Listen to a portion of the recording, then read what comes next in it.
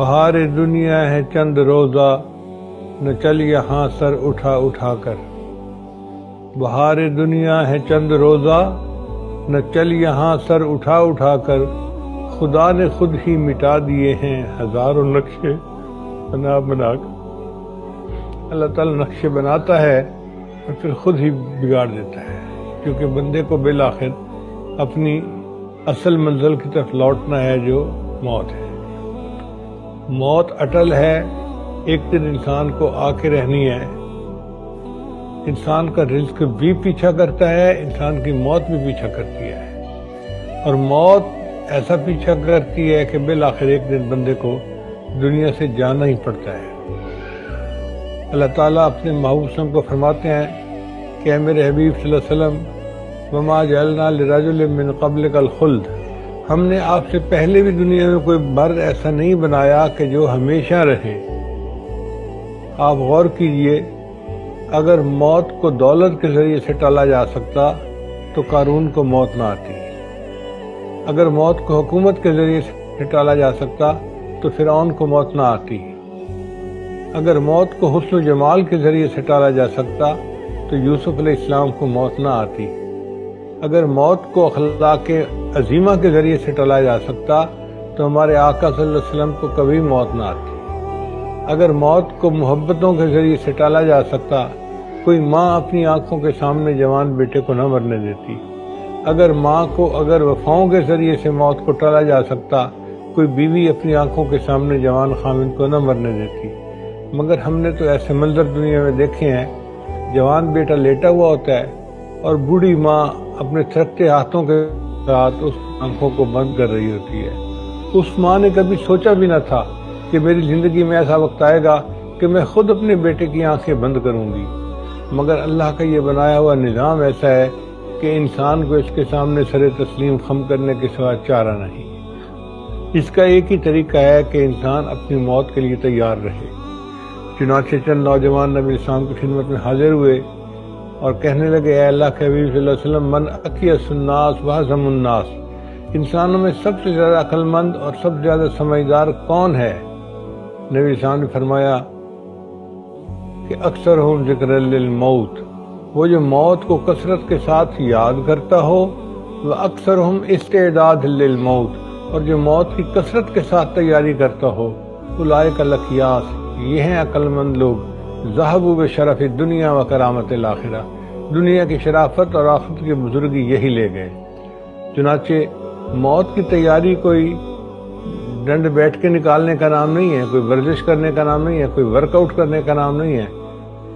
موت کی تیاری یہ ہے کہ انسان اپنے گناہوں سے معافی مانگ لے اور نیکی بھری زندگی گزارنا شروع کر دے اور اپنے اخلاق اچھے کرے، اگر کسی کا دل دکھا ہے تو اس سے معافی مانگے، ایسی زندگی ہو کہ حضرت خواجہ عبد المال صدیقی رحمۃ اللہ فرمایا کرتے تھے کہ قیامت کے دن کوئی بندہ گریبان پکڑنے والا نہ ہو، اس کو دشمنوں نے قتل کر کے نہر میں ڈال دیا تو اس کی لاش نہر کے پانی کے اندر رہی اور پھول گئی۔ جب پتہ چلا، پولیس نے لاش کو پکڑا تو لاش اتنی پھولی ہوئی تھی کہ پتہ بھی نہیں چلتا تھا کہ یہ شکل مرد کی ہے یا عورت کی ہے، شناخت ہوتی نہیں تھی۔ اب جب شناخت ہوتی نہیں تھی تو پولیس نے قریب گاؤں کے امام صاحب کو کہا کہ جو بھی ہے مسلمان ہے، آپ اس کو نہلا دھلا کر دفنا دیں، کیس کھلے گا تو پھر بعد میں دیکھی جائے گی۔ چنانچہ امام صاحب نے اس کو نہلا دیا، لیکن جب کفن دینے کا وقت آ گیا تو امام صاحب نے کہا، بھئی میرے پاس تو پیسے نہیں کہ میں کفن خرید سکوں، دیہاتوں میں کھانے پینے کی چیزیں ہوتی ہیں لیکن کیش شہر میں نہیں ہوتا کہ انسان خرچ کر سکے۔ تو بستی والوں نے کہا کہ اچھا پھر اس کے لیے چندہ کر لو۔ چنانچہ مسجد میں اعلان ہوا، لوگوں لاوارث نعش ہے، اس کو کفن دینا ہے، اس کے لیے چندہ لاؤ۔ کوئی 1 روپیہ لایا، کوئی 2 روپیہ لایا، کوئی 5 روپیہ لائے۔ 1 گھنٹہ اعلان ہوتا رہا اور 1 گھنٹے اعلان کے بعد پیسے پورے ہوئے، کفن خریدا گیا اور اس ناوارث لاش کو کفنا کر بالآخر دفنا دیا گیا۔ 3 مہینے کے بعد جب کیس کی حقیقت کھلی تو پتہ چلا کہ وہ بندہ اپنے علاقے کا نمبردار تھا، कई करोड़ रुपया उसके बैंक अकाउंट में था और 4 मुरब्बे जमीन का मालिक था और उस पर किन्नू के बाग लगे हुए थे। 4 जवान बेटे थे। उस बंदे ने जिंदगी कभी नहीं सोचा होगा कि मैं जब मरूंगा तो चंदे का कफन लेके दुनिया से जाऊंगा। तो मौत बरहक है, कफन के मिलने में शक है। हजरत अली लानो फरमाया करते थे कि मौत की तकलीफ इंसान को कैंचियों से कुतर देने से ज्यादा सख्त होती है। इंसान को मौत की तकलीफ देग में भून देने से ज्यादा सख्त होती है। चुनाचे एक अल्लाह के वली फौत हुए तो उनसे पूछा गया, जी कि आपने मौत को कैसे पाया? कहने लगे, ऐसे लगता था जैसे जिंदा बकरी है जिसकी खाल उतारी जा रही है।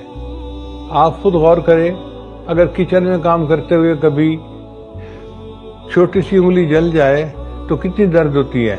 ये दर्द क्यों होती है कि जो जिस्म के सेल जले उनमें से रूह बाकी जिस्म के अंदर सिमट गई। अगर थोड़े से हिस्से से रूह सिमट जाए तो इतनी तकलीफ है, जब पूरे जिस्म से रूह सिमटेगी तो फिर क्या हाल होगा।